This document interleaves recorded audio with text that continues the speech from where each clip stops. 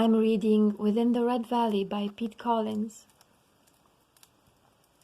Whispered words and rampant rumors spread, fevered and infectious on the prattling tongues of the careless. I have heard these poorly concealed rumors, such as they are, falling from the hushed lips of those I passed as I made my calls to the sick and needy. I have heard these rumors quieter still falling from the lips of my confessors, puerile and venerable alike. These whispered words, obscure and misbegotten, spoke of a passing stranger from the north. He dressed in peculiar clothing, and though he seemed a jovial man, his manner was fitful, and he carried about him an air of ill intent. The stranger, as the rumors told, stopped for the night at the outskirts of our humble town, and slept beneath the great oak that stood beside the well. Wishing to put an end to these rumors, I resolved to seek out this stranger, and question his intentions myself, so as to finally end these derelict ideas that in so short a time plagued my flock. I arrived at the well at noon beneath a pale sky, and made my way to the great oak where the stranger was said to have slumbered. Beneath it I found not the man, and hardly a trace of his presence at all, save the core of a pear, and a small peculiar amulet with queer engravings of seemingly grievous origin. Dreadful primitive carvings adorned the stranger's talisman, and stark impressions of unsettling malignancies left me feeling wholly uneasy. The sight of such a blasphemous thing as this repulsed me to my very core. What manner of mind conceived such unclean carvings? What impure design had the stranger with such an obscene thing? Upon further inspection I spied footprints not far south of the well, still fresh in the mud. They seemed to lead into the wooded valley, and for reasons not altogether clear to me, I feared for the safety of my flock, or I would not have followed them there. I made my way across the sodden fields, over the pulpous earth, and entered the gloom and the recondite shadows of the thicket. I soon lost my way, and found myself stumbling through the brush. Within the wall of this verdant maze I struggled to keep my footing, among the crawling roots and twisting vines. Perilous my path remained as I blindly pursued the stranger. Growing weary and fearful, an uncertain apprehension shifted gradually to formless thoughts of despair. Darkly through the thicket I trudged, darkly through the treacherous bog. And as the last hint of light began to fade, I fell on my knees and began to weep. For how long I knelt there I could not say. I wept there alone for what felt like an age. I feared not only for myself, I had forsaken my flock for this fool's errand, and I prayed that I might find my way to them once again.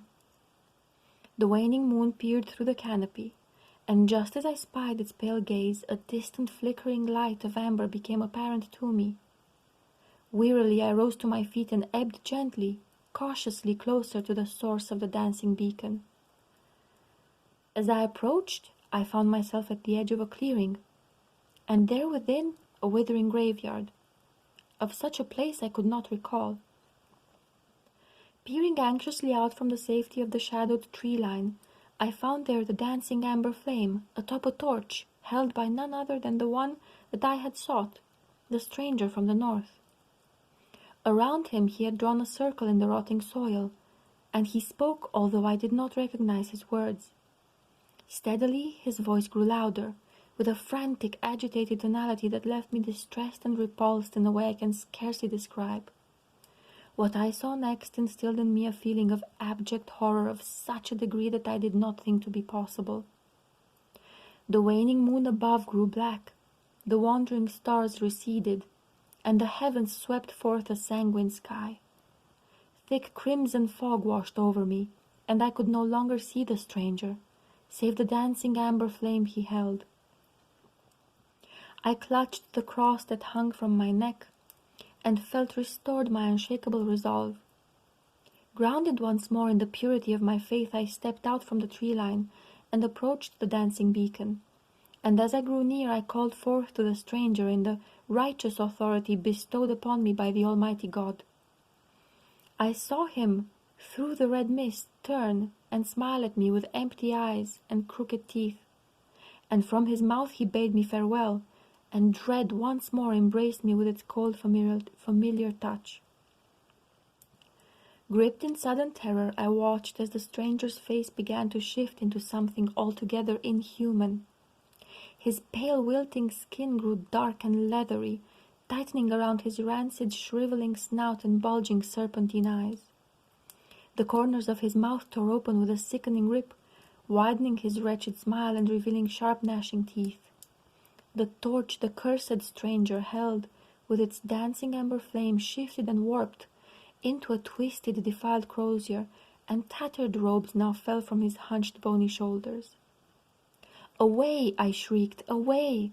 and realized that in my stricken state the cross I clutched so tightly had cut into my palm. He hissed incomprehensible words to me that I could not understand, but knew somehow to be ancient, as if their malign impressions were somehow intimately familiar to me. I saw the number 27 form in blood upon my hand, and felt it burn my flesh like embers on my naked skin. Blood ran freely from my ears, and a wretched scream escaped from me one final time before consciousness failed me and the world turned black. And though that stranger, that demon of unknowable origins, never spoke his name, I knew it somehow in the deep recesses of my broken mind. Stolas, the Lord of Worms, 27. 1 year has passed since that fateful night in the valley clearing. 1 year since I awoke beneath the mighty oak which stands beside the well.